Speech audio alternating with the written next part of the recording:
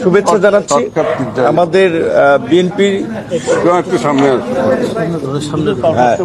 BNP সহ আপনারা জানেন যে ৬২টি রাজনৈতিক দল ৩১ দফা রাষ্ট্র সংস্কারের ভিত্তিতে আন্দোলন করে আসছে।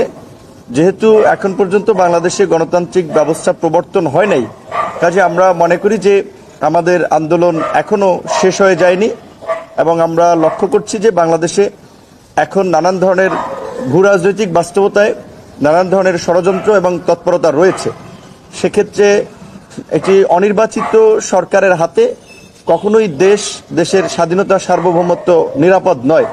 ডক্টর ইউনূস সাহেব একজন সম্মানিত ব্যক্তি, তিনি জাতির ক্রান্তিলগ্নে হাল ধরেছেন, আমরা তাকে সম্মান জানাই, আমরা তাকে রেসপেক্ট করি, তার সরকারকে আমরা সব দল সহযোগিতা করছি এবং আমরা রাজনীতির মাঠে আন্দোলন সংগ্রাম, হামলা মামলা, জেল জুলুম, রক্ত দিয়ে সংগ্রাম করে আজকের এই পতন নিশ্চিত করেছি। আমরা মনে করি দেশের ভবিষ্যতের জন্য, গণতন্ত্রের ভবিষ্যতের জন্য ডিসেম্বরের মধ্যেই নির্বাচন হওয়া উচিত। ডিসেম্বরের পরবর্তীতে নির্বাচন গেলে সেটি দেশে আরেকটা সংকট তৈরি করতে পারে। আমরা নানান বাস্তবতায় আমরা সেটি পর্যালোচনা করেছি। আর আমরা মনে করি যে জাতীয় ঐক্যমত্য কমিশনের কাছে যেহেতু ইতিমধ্যেই বিভিন্ন রাজনৈতিক দলগুলো তাদের লিখিত সংস্কার প্রস্তাবনাগুলো জমা দিয়েছে, আলোচনাও হয়েছে এবং আগামী ২-১ মাসের মধ্যেই তারা চাইলে যেই বিষয়গুলোতে ঐক্যমত্য তৈরি হচ্ছে সেগুলোর আলোকে একটা জুলাই চার্টার করে ডিসেম্বরের মধ্যে নির্বাচন তারা করতে পারে। সেক্ষেত্রে এই জুলাই চার্টার ২-১ মাসের মধ্যে ঐক্যমতের ভিত্তিতে প্রণীত করে ডিসেম্বরের মধ্যেই নির্বাচনের একটা সুস্পষ্ট রোডম্যাপ আমরা চাই। একটা অস্পষ্ট ঘোষণা ডিসেম্বর টু জুন, এটা আসলে একটা সরকারের পক্ষ থেকে এ ধরনের অস্পষ্ট ঘোষণা থাকা রাজনীতির মাঠে একটা সন্দেহ, সংশয় বা জটিলতা তৈরি করবে।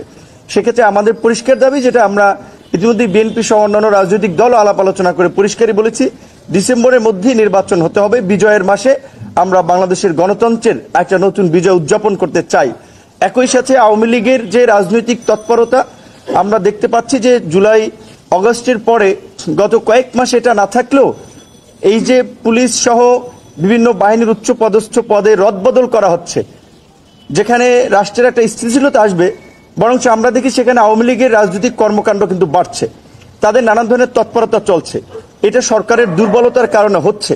সেক্ষেত্রে ফ্যাসিবাদের বিচার করা কিংবা আওয়ামী লীগকে নিষিদ্ধ করার প্রশ্নে সরকারের পক্ষ থেকে শক্তিশালী ভূমিকা আমরা দেখতে পাচ্ছি না, বরঞ্চ সরকারের, আপনারা শুনেছেন এর আগে বলা হচ্ছিল যে বিএনপি না চাইলে তো হতে পারে না, সেখানে বিএনপির অবস্থান পরিষ্কার করেছে।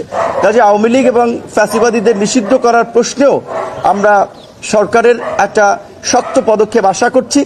একই সাথে এই সরকার যেহেতু একটি নিরপেক্ষ সরকার, যেহেতু ছাত্র আন্দোলনের নেতৃত্বে থাকা নেতাদের একটা অংশ একটা দল গঠন করেছে, এখানে মিডিয়া সহ সবাই যেভাবে একটা ন্যারেটিভ দাঁড় করানোর চেষ্টা করছেন যে এই ছাত্ররা গণ অভ্যুত্থান করেছে বা গণ অভ্যুত্থানের নেতা, এই গণ অভ্যুত্থানে বৈষম্য বিরোধী ছাত্র আন্দোলনের ছাত্র দল ছিল, শিবির ছিল, ছাত্র অধিকার পরিষদ ছিল, ছাত্র ইউনিয়ন ছিল, দলমত নির্বিশেষে সকল ছাত্ররা ছিল। সেখানে ছাত্রদের একটা ক্ষুদ্র অংশ তারা সরকারে গিয়েছে, সেটাও আমরা সমর্থন করেছি। কিন্তু এখন যেহেতু তারা একটি রাজনৈতিক দল গঠন করেছে, তাই সরকারের নিরপেক্ষতার জন্য এই দুই ছাত্র উপদেষ্টার পদত্যাগ করা জরুরি। এবং আমরা এটাও বলতে পারি, বিএনপির সাথে আমাদের আলোচনা হয়েছে, গণ অধিকার পরিষদের পক্ষ থেকে শীঘ্রই যদি ছাত্র উপদেষ্টারা স্বেচ্ছায় পদত্যাগ না করে কিংবা প্রধান উপদেষ্টা এই বিষয়ে ব্যবস্থা না নেয়, গণ অধিকার পরিষদের পক্ষ থেকেও এই বিষয়ে কর্মসূচি দেওয়া হবে। আপনাদেরকে ধন্যবাদ।